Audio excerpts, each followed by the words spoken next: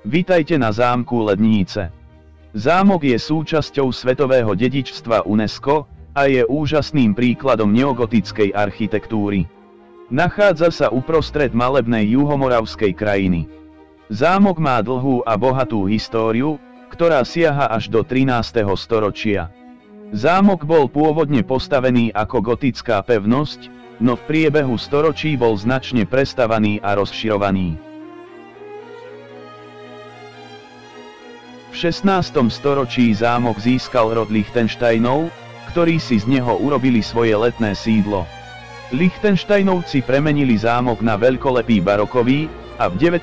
storočí na neogotický palác, obklopený krásnymi záhradami a parkami.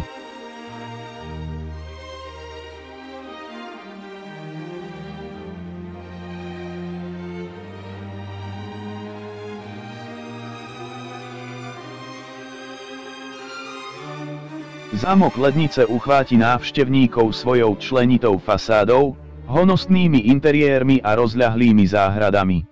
Zámok vyžaruje atmosféru vznešenosti a elegancie. Je postavený z červených tehál, s množstvom veží a vežičiek. Exteriér je zdobený prepracovanými reliéfmi a sochami.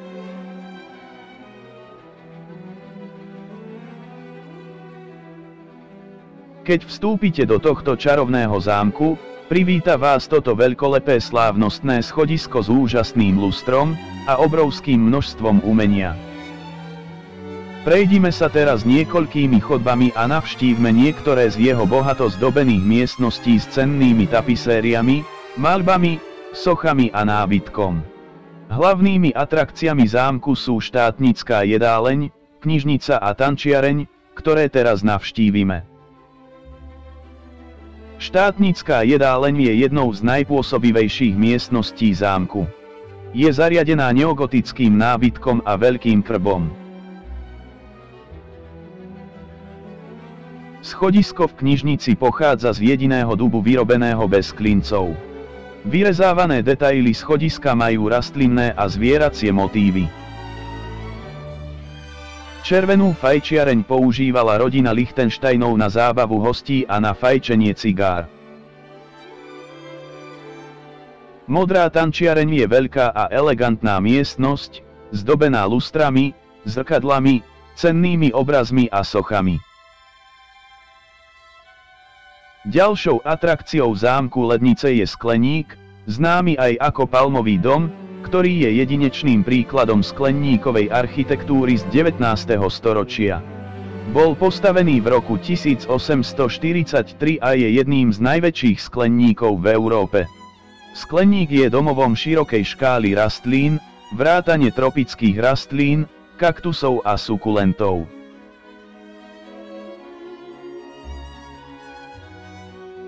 Ak máte chuť na čerstvý vzduch, vonku nájdete starostlivo upravené záhrady.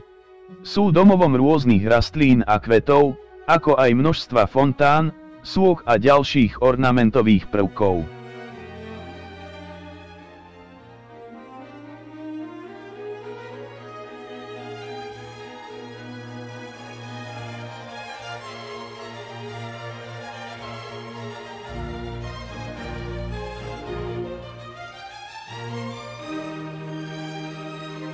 Zámok obklopuje aj rozsiahly park, v ktorom sa nachádza množstvo ďalších stavieb vrátane minaretu, maurskej vodárne a chrámu. Park je tiež domovom rôznych druhov voľne žijúcich živočíchov vrátane jeleňov, diviakov a bažantov. Minaret je 60 metrov vysoký a bol postavený v 19. storočí. Je zdobený oblúkmi a vežami v maurskom štýle a ponúka úžasný výhľad na areál zámku Lednice a okolitú krajinu.